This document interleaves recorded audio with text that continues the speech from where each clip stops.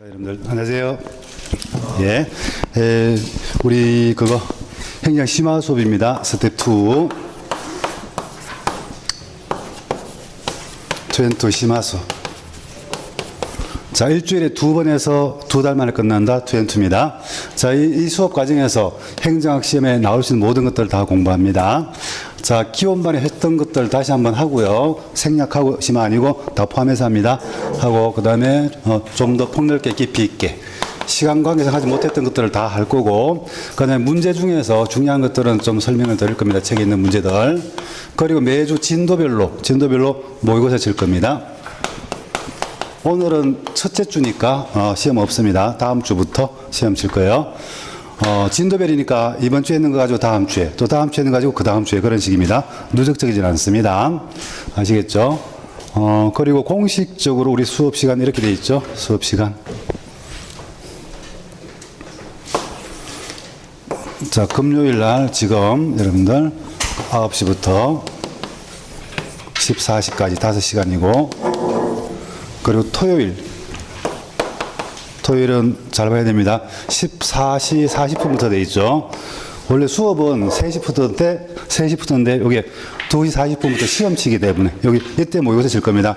그러니까 내일은 시험이 없으니까 알아서 하세요. 2시 40분에 와서 공부하셔도 되고, 아니면은 여러분들 3시에 와도 됩니다. 내일만. 다음 주부터는 2시 40분에 와서 시험 칠 수 있도록 하고, 아시겠죠? 끝나는 시간은 8시입니다. 이렇게 공식적인 시간이 되어 있는데 필요하면 조금씩 더 할 수도 있습니다. 조금 더 할 수도 있어요. 플러스 알파. 더 해주면 좋아할까요? 싫어할까요? 보통 다른 것들은 좀 더 얹어주면 좋아하는데 수업은 더 한다고 좋아하진 않더라고. 그러다 보면 필요하기 때문에 해야 됩니다. 그죠? 조금씩 한 10분, 20분 정도. 아주 길면 30분 정도 더 할 수도 있습니다. 더 할 수도 있어요. 왜 그러는 거야? 자, 그래서 조금 더 할 수도 있습니다. 그래서 감안해서, 이렇게 생각하실까요? 끝나는 시간이 특히 여기 토요일 날 한 8시 반쯤이다. 그렇게 생각하고 있으면 됩니다. 그랬다가 20분에 마치면 일찍 마친 거죠. 그죠? 여러분들. 자, 그렇게 생각하시고. 자, 그리고 하나 더 여러분들. 우리 심화 수업에는 부교재가 있습니다. 부교재. 요거는 기본서에 넣기는 좀 애매한데, 아주 좀 어려운 문제 나왔을 때 대비할 수 있는 그런 내용들입니다. 요거 기본서를 요약해 놓은 것도 일부분 있고, 여러분들 대부분 다 기본서에 없는 것들이죠. 없는 건데 시험에 나올 수도 있는 거. 흔히 가끔 이런 경우가 있습니다. 전국 어느 기본서에도 없는데 시험에 나왔다. 그래가지고 정답이 이걸까 저걸까 이렇게 그죠? 논쟁이 붙는 경우가 있는데, 그거 대부분 다 여기 있는 겁니다. 여기 있는 거예요. 그래서 가끔 우리 수업 시간에 참고할 거니까 있으면 좋겠습니다. 아시겠죠? 그리고 작년 책 가지고 보는 사람도 있는데, 봐도, 작년에 잘 필기해놨으면 봐도 됩니다. 봐도 되는데, 불편하시면 학원 홈페이지라든가 아니면 카페에 보면 추록이 올려져 있으니까 바뀐 거, 그리고 또 추가된 거 내용 정리한 추록이 있죠. 그거 참고해서 보시고, 도저히 난 이거 봐서 못하겠다 싶으면, 사라 그럴까요? 여러분들, 새로 구입하든지 그렇게 하는 게 필요합니다. 서브노트도, 이것도 부교재도 좀 바뀌었습니다. 바뀌어서, 작년에 보던 거 보실 분은 보시고, 그러면 바뀐 거나 추가된 거 내용을 알고 싶으면 저기 개인적으로 부탁하시면, 그거 기본서 추록은 홈페이지 올려져 있고, 여러분들. 자, 서브노트 부교재 추록은 따로 메일로 보내드릴 겁니다. 요청하는 사람에 한해서 그렇게 하시기 바랍니다.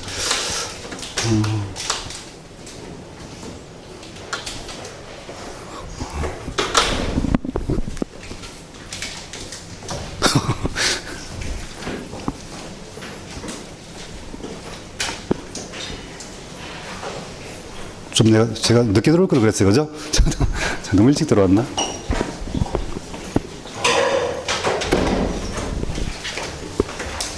그래서 한 3, 4분 늦게 들어왔는데.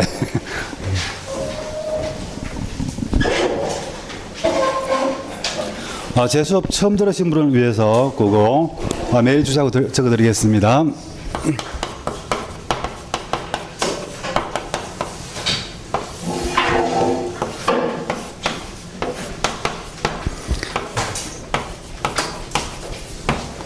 다음 카페인데, 다음 들어가서 이름 치면 제일 위에 나올 겁니다.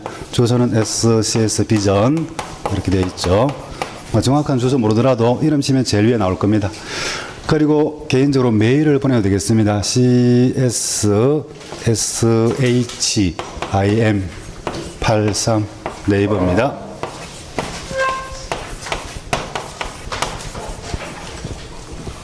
그래 간단한 거는 문자를 하시거나 그렇게 되겠습니다. 전화번호 010-6783-3362. 자, 적어 놓으셨다가 행정학 내용은 물론이고 여러분들 공무원 시험 제도라든가 공부 방법 그런 것들에 대해서 궁금한 게 있으면 질문할 수 있도록 하세요. 어떤 것이든 상관이 없습니다.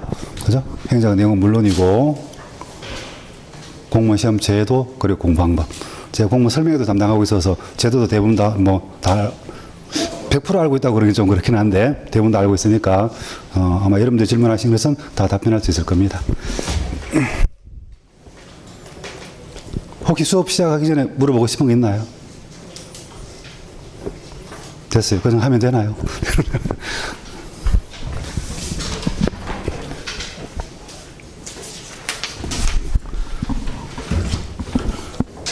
여러분들 기본반 같으면 그 행정 과목의 특성이라든가 장점 그리고 공부 방법도 말씀드릴 텐데 대부분 다 듣고도 모셨기 때문에 여러분들 바로 진도 나갈 수 있도록 하겠습니다. 자, 아까 한 장짜리 프린트 나눠드렸습니다. 프린트. 바로 행정학 체계도죠, 여러분들. 행정학 체계도. 행정학 전체 내용입니다. 저런 것들을 공부할 겁니다. 여러분 공부를 제대로 하신다면 오른쪽에 소제목, 작은 제목 보면 이거 봤을 때 그래 여기에 어떤 거 포함되어 있었지 좀 생각이 날 수 있으면 좋겠습니다. 생각이 날 수 있도록 공부하면 좋겠습니다. 그렇게 해야 됩니다. 근데 공부를 한다고 했는데 봐도 하나도 기억이 안 난다 그러면 좀 부족한 거죠. 더 해야 됩니다. 그죠? 여러분들. 자, 잘 활용하시고 이런 걸 잘 활용하시면 여러분들 좀 행정을 체계 있게 말 그대로 체계 공부할 수 있고 자기 어디쯤 가고 있는지 알고 공부하면 좀 덜 답답하겠죠. 그렇잖아요. 그렇게 하시라고 나눠드렸습니다. 잘 활용하면 좋은 자료가 되고 그냥 처박아 놓으면 쓰레기입니다. 그죠? 그렇잖아요. 자료로 잘 활용하시기 바랍니다. 자, 일단 그러면 행정학 공부하는데 행정학은 행정을 연구한 학문이다. 행정을 연구한 거. 그럼 행정이 뭔데 그 표에다가 제일 위에 좀 간단하게 적어 놓죠. 여러분들.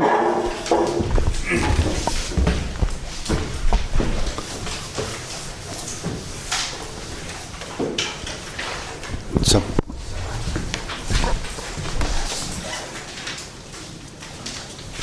혹시 표 필요하신 분은 가져가세요. 늦게 오신 분들. 이쪽에는 있고요. 자, 표에다가 제일 위에 빈 공간에 적는다면 행정은 여러분들 이렇게 적을 수 있죠. 정부가 하는 일이다. 아주 쉽게 간단하게 말했을 때 행정은 정부가 하는 일입니다. 자, 그 정부 하는 일, 즉 행정을 연구하는 학문이 행정학이고 바로 그렇죠. 그렇다면 정부는 무엇을 하는가? 사회 문제 해결하고 국민들의 요구를 해결해 줍니다. 그 사회 문제 해결에 또는 국민 요구 해결에 필요한 것들 또는 관련된 것들을 여러분들 연구한 것이 바로 행정학이다. 그 내용을 따져보니까 7가지로 나눠지더라. 그래서 큰 제목 보니까 여러분들 큰 제목 보면 밑으로 쭉 내려가면서 7번까지 있죠. 그래서 행정학은 7편까지 있습니다.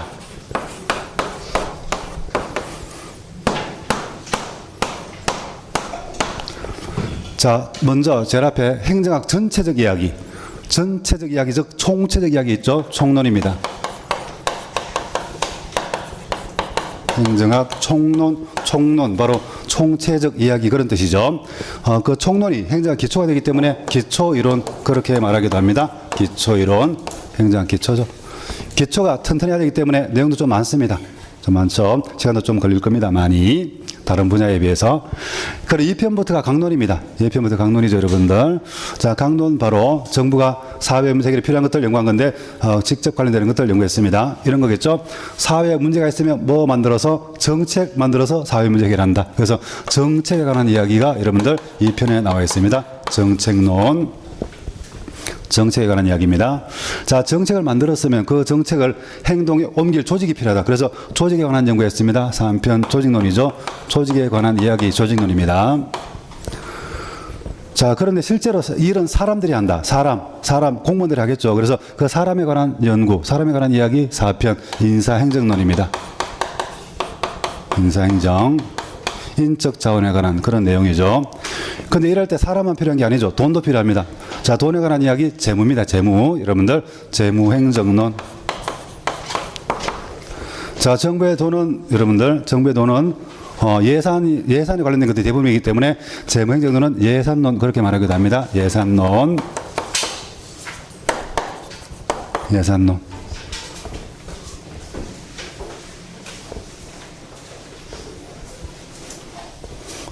여기 제일 앞에 앉아.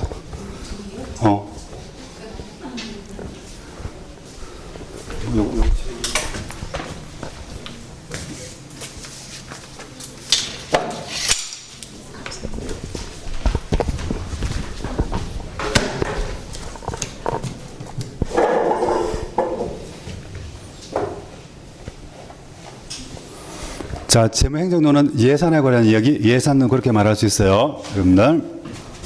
그리고 이렇게 일을 한 다음에 잘했는지 못했는지 확인해보고 잘못된 게 있으면 고치는 거 바로 행정환류론입니다. 행정환류론. 근데 환류론인데 우리 책에서는 그 내용을 따서 여러분들 행정통제 및 행정개혁 이렇게 돼 있죠. 행정통제 및 개혁론이라고 돼 있습니다. 뭐 내용 같습니다. 자, 그리고 마지막에 여러분들 별도의 내용으로서 지방자치와 관련된 지방행정론이 있습니다. 지방행정론. 특히 지방직 시험에서 중요하게 다루어지죠. 지방직 시험에서. 시험 공고문에 보면 여러분들 지방직 시험에서는 지방 그거 행정 개론 해놓고 가로에서 지방행정론 포함 이렇게 돼 있죠. 그죠? 근데 그것 때문에 오해 소지가 좀 있죠. 그러면 지방직 시험에는 그렇게 표시가 되어 있는데 그러면 당연히 출제하는 거 맞겠는데 국가직 시험에는 그런 표시가 안 돼 있다. 그래서 출제되는지 안 되는지 물어보는 경우도 있어요. 근데 출제된다 안 된다? 출제 다 된다. 그죠? 돼요. 뭐 그렇게 표시돼 있든 안 돼 있든 이걸 어차피 행정에 포함되는 거기 때문에 여러분들 다 출제가 됩니다. 국가직에서도. 근데 뭐 약간 이렇게 명시를 해놨으니까 지방시험에서는 약간 더 비중 있게 다뤄지겠죠. 문제수로 말하면 보통 국가직 시험에서는 한두 문제, 지방직 시험에서는 서너 문제 그렇게 출제가 됩니다. 이 파트에서. 자, 이런 것들을 이제 차례차례 공부할 겁니다. 여러분들. 수시로 그 표를 좀 참고해서 보시고, 자, 그 다음에 이제 기본 교재를 보겠습니다.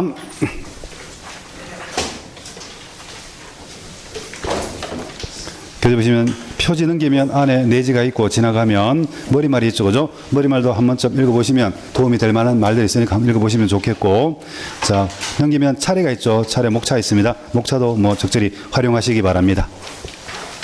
지나가면 20페이지까지 목차가 있고 20페이지에서 여러분들 오른쪽 페이지 보면 이제 본문 내용 시작되죠. 파트 1, 즉 제1편 행정학 총론입니다. 행정 총론이 5가지로 되어 있다고 거기 소개되어 있고 뒤에 넘기시면 여러분들 이제 본격적 내용. 자, 페이지 다시 시작되죠. 본문 2페이지. 본문 2페이지. 제일 위에 챕터 1, 즉 제1장 여러분들 행정현상 이해입니다. 자, 우리가 행정학 공부하니까 여러분들 행정이 뭔지 알아야 되겠다 그런 내용이죠. 행정현상입니다. 자, 우리 칠판에 적었지만 중간쯤에 나와 있죠. 2번에 일반적인 행정의 개념 규정 그러면서 가를 번 행정이란 물음표 되어 있으면서 본문에 줄을 끊었죠. 행정은 정부가 하는 일 줄을 끊었습니다. 행정은 정부가 하는 일이다. 그런데 정부가 하는 일 그렇게 쉽게 말은 할 수 있는데 여러분들 정부가 하나가 아니죠. 우리나라 정부도 있고 다른 나라 정부도 있고 또 여러분들 옛날 정부도 있고 오늘날 정부도 있고 그렇습니다. 그 많은 수많은 정부가 있기 때문에 그 많은 정부에 수많은 정부에 다 함께 적용될 수 있는 통일된 개념 규정하기가 쉬울까에 대해서 어렵다는 말이 나와 있습니다. 제일 위에 제일 위로 올라가면 가로 1번에 개념 규정 어려움 가로 1번에 보면 가로 1번 그냥 참고로 봅니다. 행정은. 자, 시대적 흐름과 특성에 따라서 그 내용이 변화하고 구체적 모습이 애매해서 통일된 개념 규정을 하기 곤란한 것이 현실이다. 바로 그렇습니다. 특히 이런 것을 강조해서 가로 2번에 포스토프는 가로 속에 이 포스토프 사람 이름 동그라미 하고요. 이 포스토프 사람 이름 동그라미 하고 다음 표 속에 줄을 끊죠. 행정은 정의할 수 없고 단지 기술할 수 있을 뿐 이렇게 말했습니다. 기억하면 좋습니다. 가끔 보기 한 번씩 나옵니다. 여러분들. 포스토프. 물론 행정책에 나오는 사람들이 모든 사람이 다 중요한 건 아닌데 수업 시간 언급하고 중요하다고 말했던 사람들은 기억해두면 종종 그 보기 나오니까 여러분들 기억하면 좋습니다. 그리고 두 번째 줄에 디 왈도. 자, 가로치기 디 왈도. 사람 이름 동그라미 하고요. 더윗 왈도죠. 자, 더윗 왈도는 행정에 대한 한 문장 또는 한 절로 정의를 내리는 것은 지적인 자극이나 각성보다는 뭐를 가져온다? 줄여 그렇죠. 지적인 마비. 지적인 마비로는 즉각적인 효과가 있을 뿐이다. 그러니까 개념 정의하면 학문 연구하는 도움이 되는 것이 아니라 여러분들 지적인 마비를 가져와서 다른 생각을 못하게 만들기 때문에 차라리 안 하는 게 낫다 그 말입니다. 여러분들. 자, 이러한 학자들의 주장이 일부 맞다 하더라도 우리 행정 공부하면서 여러분들 행정 원래 모르는 거 그러고 지나갈 수는 없습니다. 그래서 알아보면 여러분들 가로서 한번 제 앞에 역사적으로 줄을 끊었고요. 행정 개념 로크와 몽테스키오의 뒤에 줄을 끊었죠. 권력 분립 이론을 배경.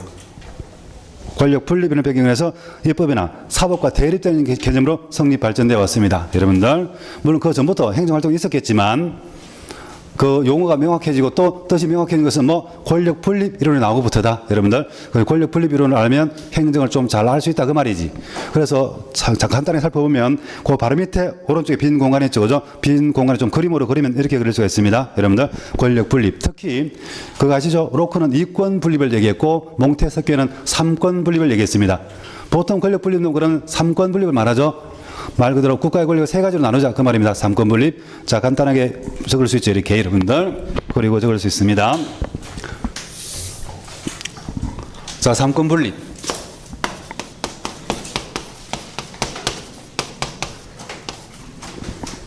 뭐 카메라 잘못됐어? 똑바로 해.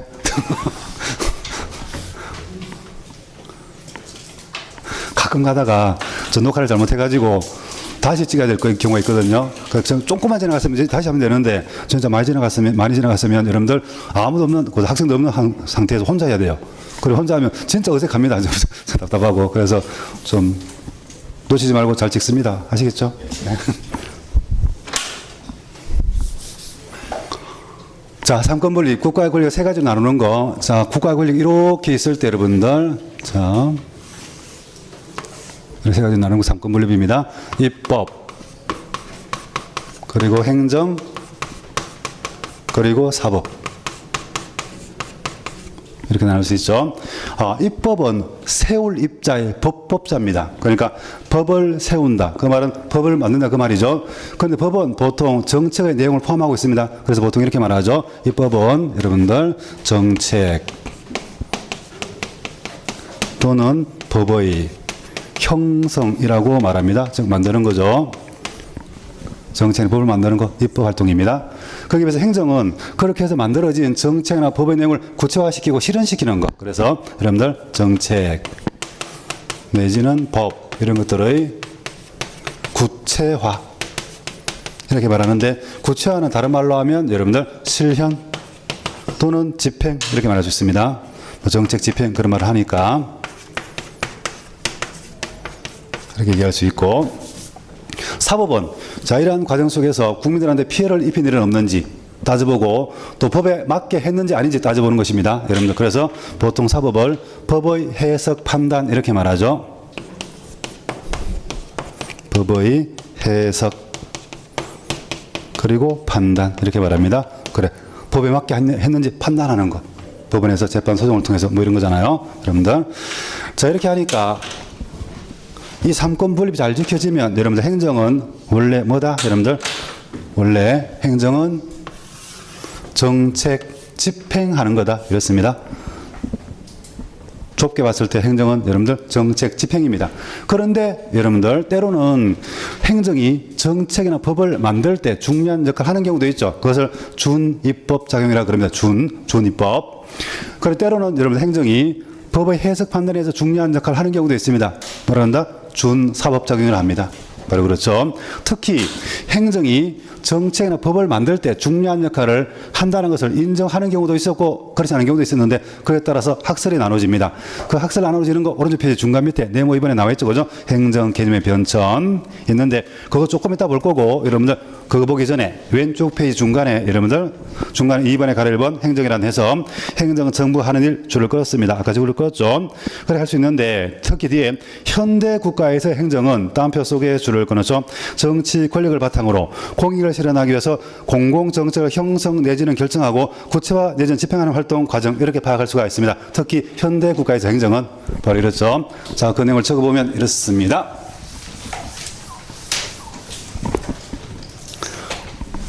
현대 국가에서 행정은 보통 이렇게 말하죠. 정치 권력을 바탕으로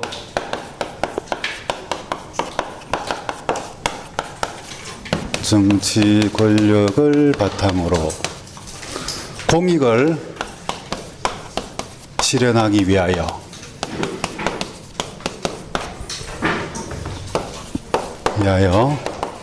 공공정책을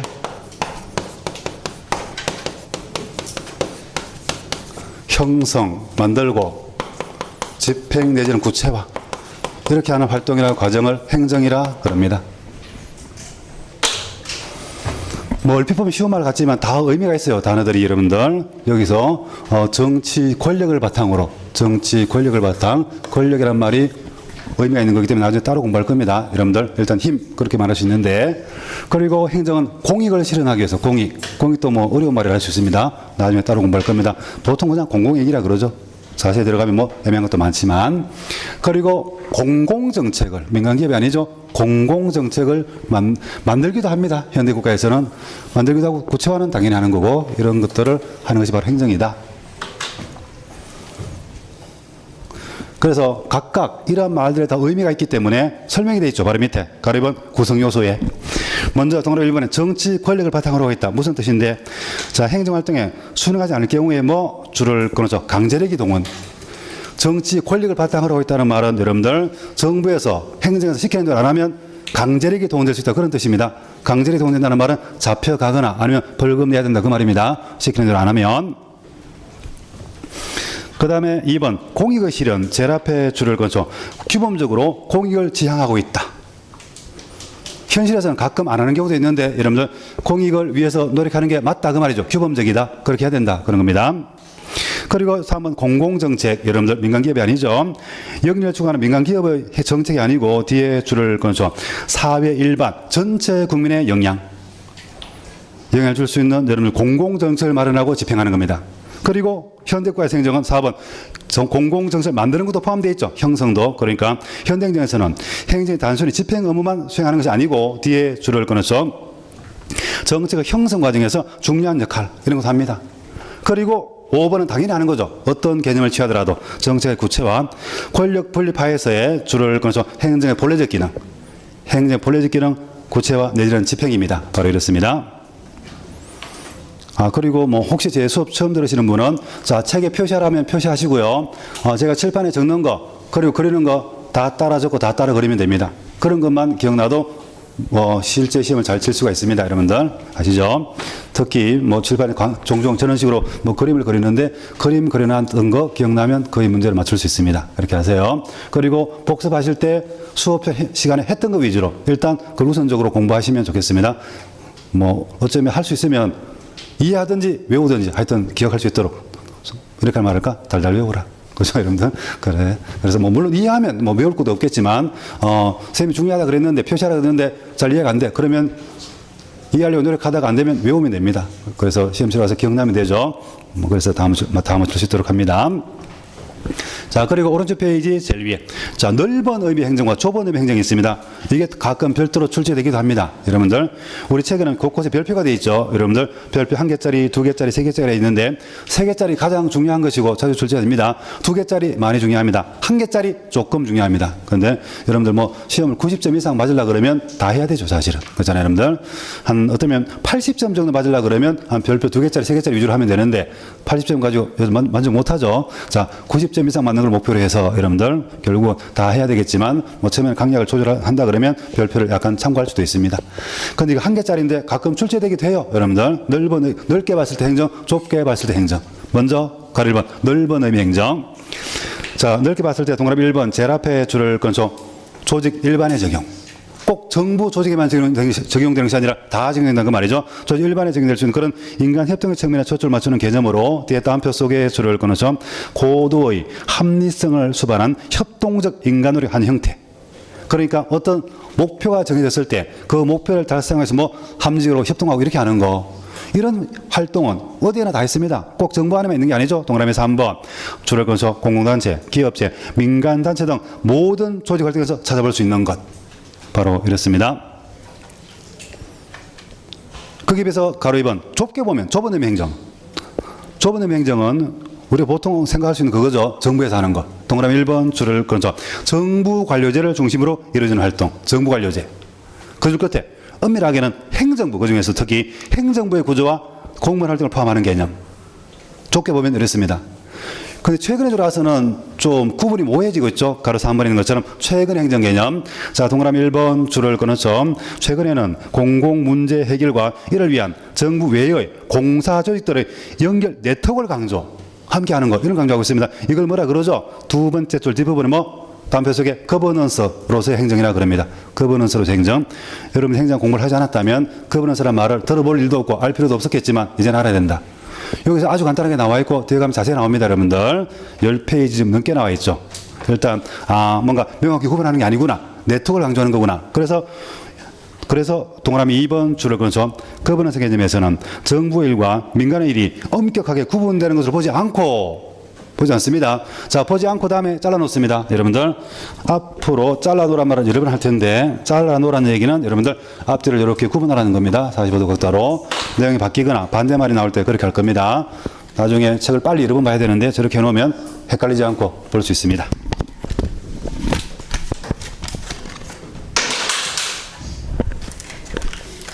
그래서 거기에 엄격하게 구분되는 것을 보지 않고 다음에 잘라놓고 뒤에 줄을 그어서 공공, 즉 퍼블릭이라는 개념을 통해서 양자문을 포함하려고 한다. 최근에 들어와서는 이렇다 보니까 동그라미 3번 줄을 끊어서 최근에는 공공서비스의 생산 및 공급을 정부가 독점하지 않는다. 그러면 이제 최근에는 공공서비스 생산과 공급을 정부가 독점한다. 그러면 틀리겠네. 잘 보고 기억합니다. 여러분들 가끔 출제가 됩니다. 알아두고 바로 밑에 네모 2번 행정 개념의 변천. 근데 행정을 파악하려고 하고 싶은데 시대마다 행정을 좀 다르게 파악했습니다. 다 이유가 있는데 이유도 시험에 나오고 그렇습니다. 볼 건데 보니까 1번에 행정관리설이 1880년대에 있었고 여러분들 잠깐 넘겨서 오른쪽 페이지 5페이지 제일 위에 2번 통치기능설이 1930년대에 있었습니다. 그리고 넘겨서 뒤에 3번 행정행태설 1940년대에 등장한 게 있었고 오른쪽 페이지에 7페이지에 4번에 1960년대 발전기능설 중간에 여러분들 1970년대 정책기능설 그리고 넘겨서 뒤에 8페이지에 여러분들 6번 1980년대 거버넌스 개념이 등장했습니다. 저렇게 시대마다 행정을 다르게 파악했다. 다르게. 다 이유가 있죠. 다르게 본 이유가 있는데 자 다시 앞으로 가서 처음부터 차례차례 봅니다. 제일 처음에 나왔던 거 여러분들 3페이지 1번 뭐다? 행정관리설이다. 자 행정관리설은 말 그대로죠. 여러분들 그 뜻이 자 이런 겁니다. 뭐 행정학에 나오는 이론이나 학설들이 그렇게 어려운 건 아니죠. 뭐 시대에 따라서 학자들이 행정을 이렇게 봤다 저렇게 봤다 그 생각들을 정리한 것을 학설이라 그럽니다. 그랬을 때 행정관리설에서는 이렇게 보는 거죠.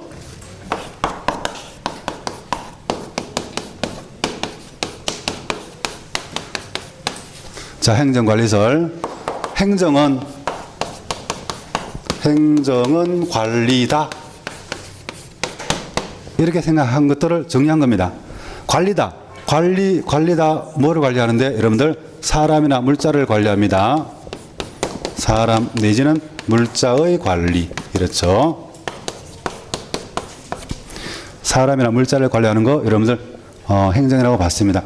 그런데 생각해보면 사람이나 물자를 관리하는 것은 꼭 정부 안에서만 하는 게 아니죠. 민간 기업에서도 합니다. 그래서 처음에는 정부에서 하는 행정활동과 민간 기업에서 하는 경영활동을 뭐 구분하지 않고 같은 걸로 봤습니다. 다 그런 이유가 있죠. 그죠? 여러분들. 자, 이유도 볼 겁니다. 등장 배경, 거기 바로 이유라고 할 수 있는데 차례차례 확인해보면 의의 가로 1번. 가장 고전적인 행정의 관점으로 뒤에 줄을 끊어서 행정학 성립계의 개념. 행정학 성립계의 개념 줄을 끊었습니다.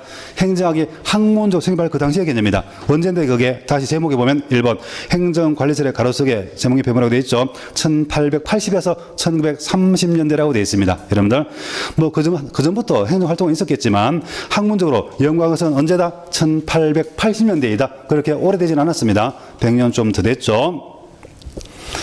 자, 저때가 성립기인데 여러분들 미국 얘기죠. 우리나라 얘기가 아니고, 물론 우리나라에도 행정활동이 있었겠지만, 자, 행정의 학문은 미국에서 성립했다. 따라서 미국 얘기입니다. 미국에서 행정이 성립할 때 그 당시의 개념이죠. 그래서 우리가 공부하는 대부분의 내용들은 미국 행정학입니다. 아시죠? 가로 이번에 행정을, 제일 앞에 줄을 끊어서 행정을 관리 활동으로 파악. 그래서 행정관리설입니다. 그렇게 해서 이미 수립된 법이나 정책을 구체화하는 DMR하고 줄을 끊어서 관리, 집행의 기술체계, 관리나 집행의 기술체계로 행정을 파악하는 그런 경우입니다. 왜 그렇게 파악했는가? 여러분들, 우리 아까 얘기했던 것처럼 이것뿐만 아니고 우리나라 또는 개발도상국 그런 말이 없으면 거의 다 행정 내용은 미국 얘기입니다. 그죠? 미국에서 연구했던 그런 결과입니다. 대부분 다 아실 텐데 기억만 들었다면, 자, 등장 배경, 왜 이렇게 처음에 행정을 관리로 파악했는가? 가로 1번 역관주의 폐해를 극복하기 위해서. 자, 역관주의는 나중에 자세히 공부합니다. 행정은 좀 이런 식이죠, 여러분들. 앞에 간단한 내용 요약 정리되어 있고 뒤에 가면 중요한 것은 자세히 나오는 그런 식입니다. 역관주의도 마찬가지죠, 여러분들. 일단 줄을 끊었습니다. 자, 선거에서 승리한 정당이 관직을 독점하는 역관주의는 1860대 이후에 행정 낭비와 비능률 그리고 행정 부패 등 부작용이 심각까지 줄을 끊었습니다. 심각까지 줄을 끊었습니다. 자, 심각해짐에 따라서 이를 극복해서 행정 전문성이나 안정성, 정책 중립을 보장할 필요성이 커지게 되었다. 바로 이렇습니다. 자, 첫째 줄 끝에 행정 낭비와 낭비 동그라미. 바로 뒤에 비능률 동그라미. 다음 줄 제일 앞에 뭐? 부패 동그라미. 여러분들, 낭비, 비능률, 부패. 낭비, 비능률, 부패. 이런 것들이 심각해졌다.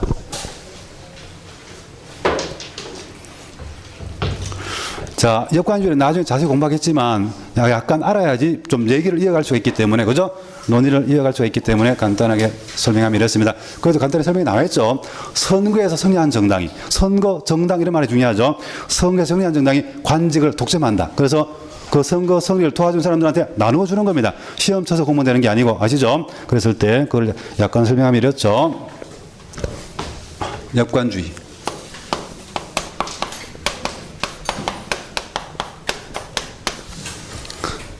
자, 선거와 관련성이 있고 정당과 관련성이 있습니다. 자, 여러분들 미국의 대표적 정당 민주당이 있고 공화당이 있습니다. 민주당 그리고 공화당. 지금 트럼프 대통령은 공화당 출신 대통령이죠. 자, 이렇게 정당이 있을 때 선거가 있으면 각각 도와주는 사람들이 있을 겁니다.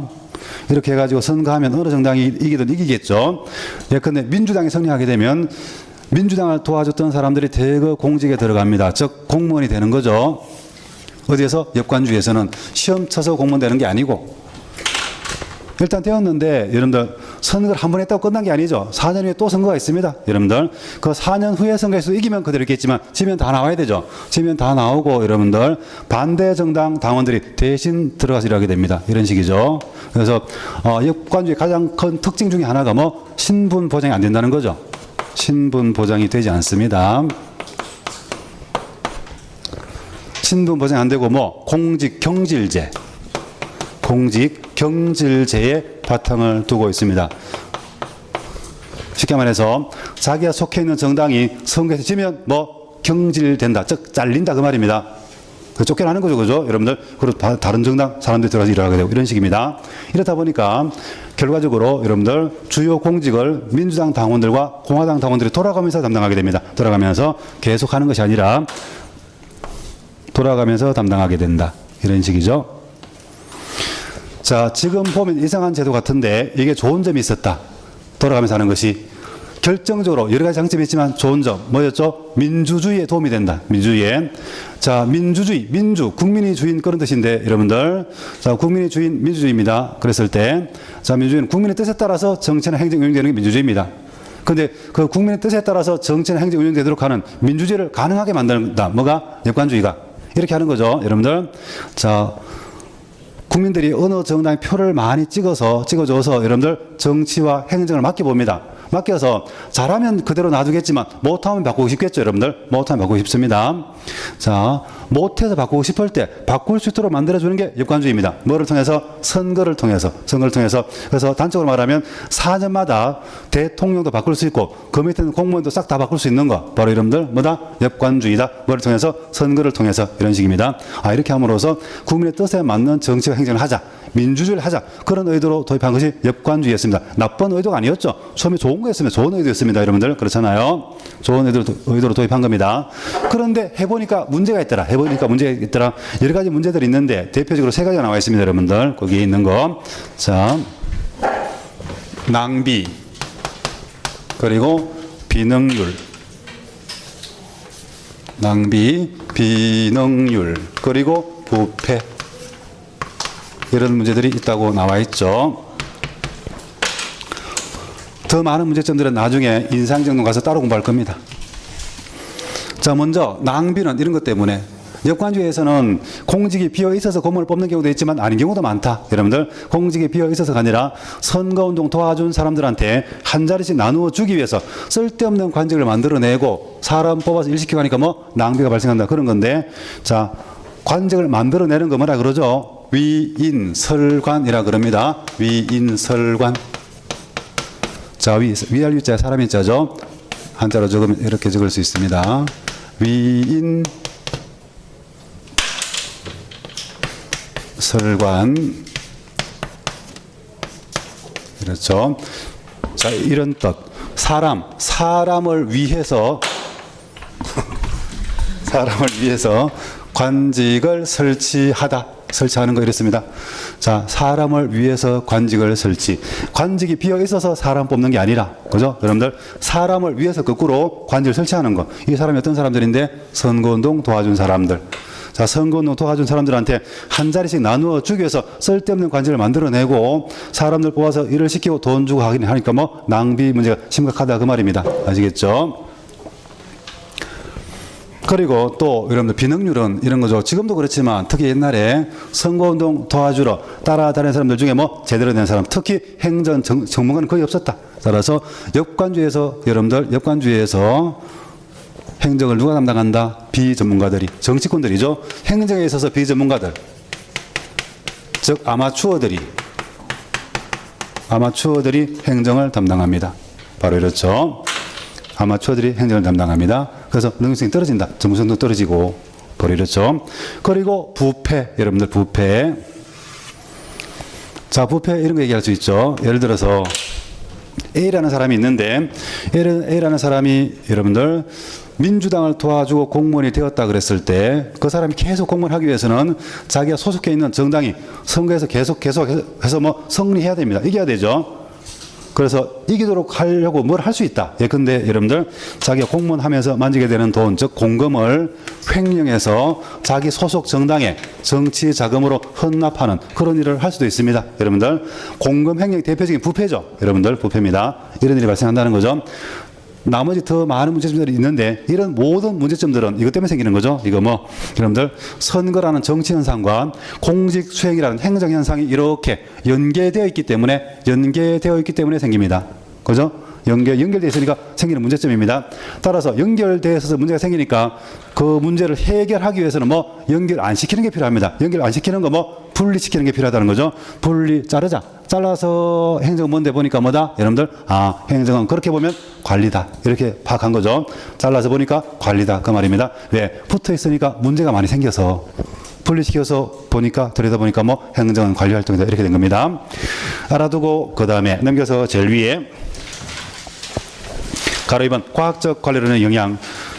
여러분들 내일 자세히 공부할 텐데 과학적 관리론 19세기 말부터 경영 합리화 차원에서 고용 감축이나 임금 인하 없이 기업의 능률성을 향상시키고자 하는 과학적 관리론이 발달하게 되었고 이에 영향을 받아 다음에 줄을 끊었죠. 행정에 있어서도 능률과 절약의 중요성을 인식. 민간 기업들도 저렇게 했고죠. 능률과 절약을 위해서 노력하고 있는데 행정도 해야 되지. 그런 걸 생각하게 되었습니다. 이는 다음에 줄을 끊었죠. 행정을 정치적으로 중립적인 비권력적 관리적 현상으로 이해하는 것이 여러분들 가능해졌고 또 그런 데 기여하게 되었습니다. 과학적 관리론이. 내용도 비슷한 것도 있고 막 그렇죠. 그리고 때마침 19세기 말에 1880년대에 학자들이 노력을 했습니다. 가로서 한번 행정의 독자성 확보를 위해서 참고로 보시고, 그리고 여러분들 19세기 말부터 역사적으로 행정이 해야 될 일이 점점 많아졌고 복잡해졌습니다. 그래서 가로서 4번 행정개혁 운동에 전개되었다. 줄을 끊어줘. 행정 기능이 양적으로 확대되고 질적으로 전문화됨으로써 예산이 증가하게 되면서 능률적인 행정을 요구. 일은 많아졌는데 자원 한정되어 있으니까 능률적으로 해야 된다. 그런 요구가 많아져서 거기에 부응하기 위해서 그 줄 끝에 두 번째 줄 끝에 이에 대응하기 위한 뭐가 줄을 끊어줘. 행정개혁 운동이 전개.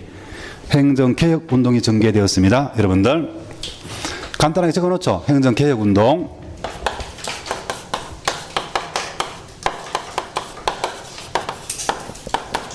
개혁이니까 뭘 바꾸는 거겠죠, 여러분들. 그랬을 때 행정개혁운동, 뭐를 바꾸려고 하는 진보주의 운동인데 가만히 놔두려고 하는 보수가 아니고 진보주의 운동인데 행정학적으로 중요한 것은 여러분들 바로 나와 있는 역관주의를 시험치는 실적주의로 바꾸려고 하는 그런 운동이었습니다. 행정학적으로 보면 역관주의가 문제가 많았었기 때문에 시험치는 실적주의를 바꾸자 이런 운동이었습니다.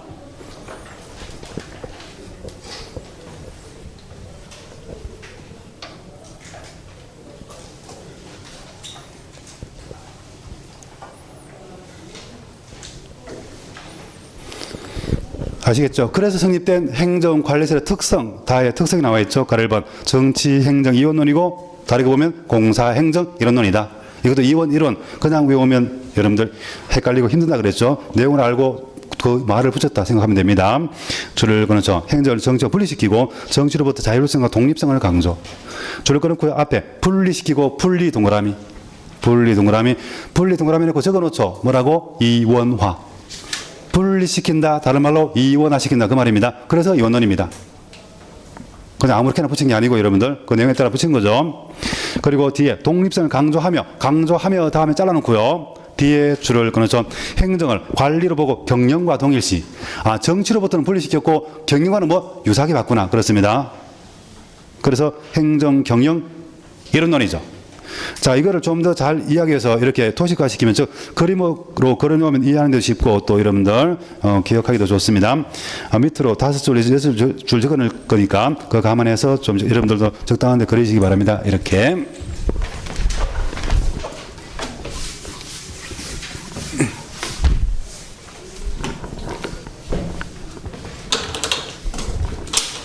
자, 현실에서 행정은 정치와도 관련성이 있고 경영과도 관련성이 있죠. 그랬을 때 이렇게 그릴 수 있습니다. 동그라미 3개로 이렇게 그릴 수 있죠. 행정은 정치와도 관련성이 있고 경영과도 관련성이 있다. 차이점도 있고 각각 공통점이 있다는 얘기죠. 그런데 시대적 필요성에 따라서 때로는 여러분들 행정을 정치로부터 분리시키려고 노력했던 적도 있고 아니다, 유사한 면이 많다, 그런 것을 강조했던 적도 있고 그렇습니다. 그에 따라서 확실히 나누어지는 거죠. 자, 지금 보고 있는 여러분들 행정관리설은 그 강조점 내지는 초점이 오른쪽으로 이렇게 와 있는 거죠. 오른쪽으로 갔습니다. 행정관리설. 이런 내용이죠. 자, 여러 가지 이유 때문에 어떻게 하자? 정치로부터 행정을 분리시키자고 주장한 겁니다. 분리시키자, 맞아? 이원화시키자. 그래서 이원론이죠. 자, 이렇게 이원화시켜서 오른쪽으로 와보니까 경영이 있습니다. 그러면 행정과 경영은 유사한 거다. 그렇게 본 거죠. 그런데 행정, 정부에서 하는 거라서 공행정이라 말하고 경영을 민간 기업에서 한다 그래서 사행정 그렇게 말하기도 하죠. 그래서 행정, 경영 이론은 그렇게 해도 되겠지만 여러분들 공행정, 사행정 줄여서 공사행정, 여러분들 공사행정 이론론 이렇게 말하는 것이 일반적이죠.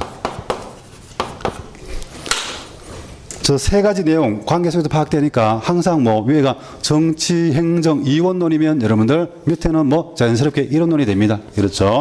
그래서 위에 거 하나 알면 밑에 건 그냥 저절로 아는 것이 사실은. 막 외우는 게 아니고, 그렇죠. 그건 무턱대고 그냥 외우는 것이 아니고 할 수 있죠. 그러면 어떤 이론이 왼쪽으로 가면 초점 옮겨가면 뭐겠어요? 정치, 행정 이론론이면서 공사, 행정, 이원론이 되겠죠. 그런 식으로 자, 시차를 두고서 오른쪽으로 갔다가 왼쪽으로 갔다가 이렇게 왔다 갔다 했습니다. 왔다 갔다 했어요. 자, 이러한 행정학을 가로 2번 기술적 행정이라 그럽니다. 왜? 행정은 정책 집행을 위한 줄을 그렇죠. 관리 기술로 이해했기 때문에 바로 그렇죠. 그리고 그 관리할 때 어떻게 하면 좋겠다? 비용은 적게 들이고 산출은 많이 나오도록 관리하면 좋겠다. 그걸 뭐라 그러지? 그래서 한번 능률성이라 그럽니다. 영어로 efficiency. 제일 앞에 줄을 그렇죠. 능률을 제1의 공리로 주장했습니다. 누가? 가로수에 사람 이름 기억합니다. 루터 귤릭. 한 번씩 나온 적이 있죠, 여러분들. 능률을 제1의 공리로 주장했던 사람 누구? 귤릭. 초기 학자 중 한 명인데 기억할 필요가 있습니다. 귤릭. 가끔 한 번씩 나오죠. 근데 이때 능률성은 산출의 가치는 고려하지 않는 다음 줄의 그렇죠. 기계적 능률성을 능률성 의미도 나누어지는데 일단 처음에는 뭐를 강조했다? 그냥 적은 비용으로 많은 산출 달성하자는 기계적 능률을 중시했습니다. 그리고 가로 4번 과학적 관리와 원리 접근법을 중시해서 줄을 그렇죠. 능률적 행정을 구현하기 위해서 공식적 구조와 행정 원리를 중시했습니다. 뒷부분에 공식적 구조와 구조 동그라미, 뒤에 행정 원리 동그라미. 자, 개발한 원리에 따라서 뭐 공식 구조 잘 갖추면 일도 잘할 수 있다. 그런 거였습니다. 특히 이러한 것을 강조했던 사람들 밑에 주요 학자가 나와 있죠. 1번 윌슨, 2번에 화이터, 3번에 기타의 귤릭 그리고 군노가 있는데 특히 1번 잘 기억합니다. 우드로 윌슨 잘 기억합니다, 여러분들. 흔히 행정의 아버지, 주창자 그렇게 여러분 불리는 사람이죠. 자, 우드로 윌슨은 행정의 연구 줄을 끊고 1887년 1887 동그라미 합니다. 1887년에 행정 연구라는 논문을 썼는데 그 논문에서 뒤에 줄을 끊죠. 행정은 정치 밖의 사무 영역 이렇게 파악했습니다. 즉 영역이 서로 다르다 이렇게 인식함으로써 자, 정책 분야에서 형성된 법과 정책을 구체적인 상황에 적용하고 관리하는 관리하는 과정이 행정이다 이렇게 주장함으로써 뒤에 줄을 끊어서 행정학이 정책으로부터 독립해서 하나의 분과 학문으로 설립하는 데 크게 기여했습니다. 그래서 여러분들 윌슨을 행정 주창자 아버지 그렇게 말하죠. 뭐 저 사람은 행정학자이기도 하고 사상가 정치학자이기도 하고 또 나중에 정치활동을 해서 대통령까지 했던 사람입니다. 여러분들. 그런데 행정 성립에서 중요한 역할을 했다. 여러분들 기억합니다. 행정과 정치는 영역이 서로 다르다 그랬습니다. 자, 이런 윌슨을 비롯한 여러 학자들의 노력으로 여러분들 행정학이라는 하나의 학문이 하나 성립하게 되었는데 미국에서는 1929년을 기점으로 해서 10년 가까이 경제 대공황이 진행되었고 그 과정에서 새로운 시각이 나타나서 새로운 이론이 나왔죠. 통치기능설 그리고 행정행태설입니다. 사회에 큰 문제가 발생하거나 사회가 바뀌면 변화가 심하게 일어나면 학문사에도 변화가 일어납니다. 그래서 나온 거 오른쪽 페이지에 2번 통치기능설 뒷페이지에 있는 3번 행정행태설입니다.